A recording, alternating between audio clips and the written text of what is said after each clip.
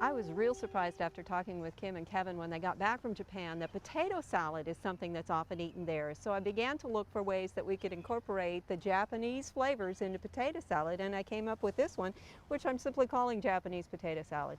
I started with a pound of potatoes, and I use Yukon Gold potatoes, which is why they have that look to them.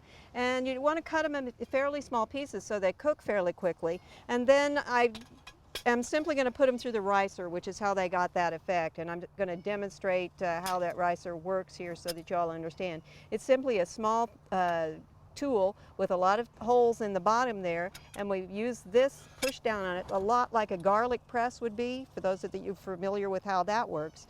And that gives you that press look, and it keeps the potato from getting gluey because you don't actually mix it with a mixer, which tends to break open too many potato cells. So this keeps it in a finer state, but allows us to stir in other ingredients. One of the things you don't want to do when you cook your potatoes, though, is add very much salt, because we're going to add some salty things later on. We're just going to keep them pretty pure at that state. And you don't want to mash them with butter or milk. You wouldn't use leftover mashed potatoes, for example, to make this type of potato salad.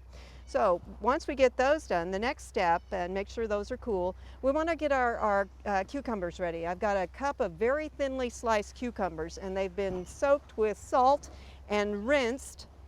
Actually not soaked, but sprinkled with salt, and then that was rinsed off after about 20 minutes. And you notice there's a lot of water here. We don't want to dilute anything, so I've got a towel, and I'm going to simply roll them up in the towel and get all that excess water out. Because they're so limp, you don't have to be exceptionally delicate and gentle with them. You can squeeze them pretty well, and I don't know if you can see it, but I can feel the water coming through. So we are definitely making some progress. So that's about a cup of those.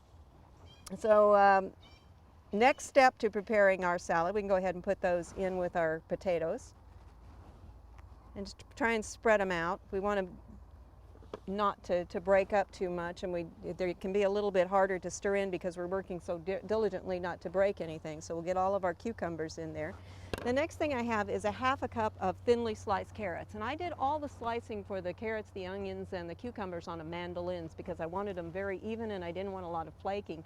And I'm not that skilled with a knife. I tend to get the piece and the piece and the piece. So the mandolin makes sure that everything is very, very even. If you had a food processor, you could probably accomplish something equally well or almost as well, but it's more apt to give you some chips, so you're going to want to filter through and make sure you don't have any in the end.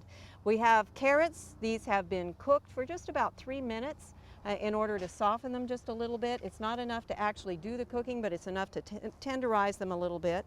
Also, I have a half a cup of onions sliced the same way as all those other vegetables, leaving it in nice big rings. And I'm going to take that one out because it's a little bit ragged.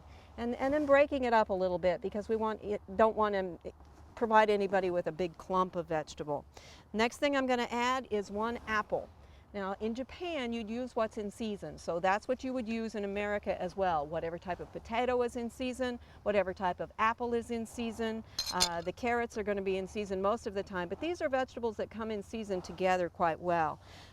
Next thing is about a half a cup of mayonnaise. Now you could use a reduced fat mayonnaise, and if you wanted to be very traditional, you could go to an Oriental market or go online and get Japanese mayonnaise, which is different and has a really spectacular taste. But again, we're trying to get some of the flavors of Japan, and I'm also considering what most of you may have available in your local market. So if you have Japanese mayo, fine. If not, traditional mayo. I'd stick with mayo though and not move on over to salad dressing.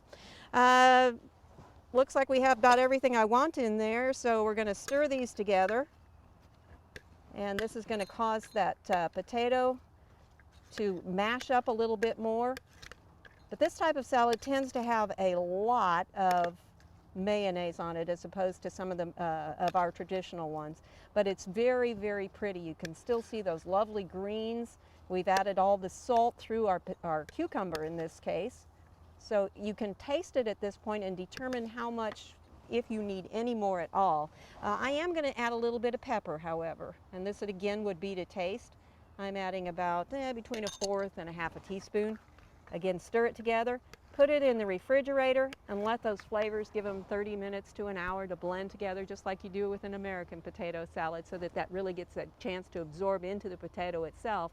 And when you're done, you're again ready for that kind of oriental presentation. Very simple. The ingredients are very simple, the serving is very simple, and it's a total eating experience, not just shove it in your mouth. You eat slowly and enjoy and ponder life at the same time. I hope you'll give this one a try. It's Japanese potato salad. For Oklahoma Gardening, this is Barbara Brown.